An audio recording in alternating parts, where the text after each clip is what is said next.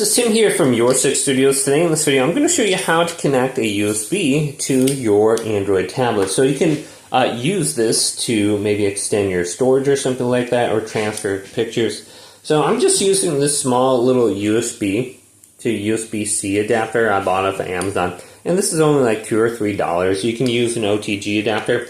Otherwise, some of these actually do have a USB C in if you buy one of these USB drives, and you can just plug it into the bottom of your device. So let's go ahead and just plug this in right now, like this.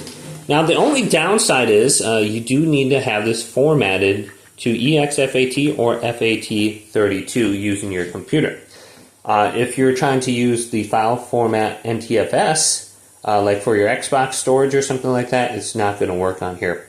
So we can just swipe up now. Once we have it plugged in, go to Files, tap on this, and we can go down. And we can see it listed in here. Here's my Disk 20. I have my PlayStation 4 stuff on here. I transferred some video clips over. It looks like Minecraft. So I got all these different clips on here of when I was playing.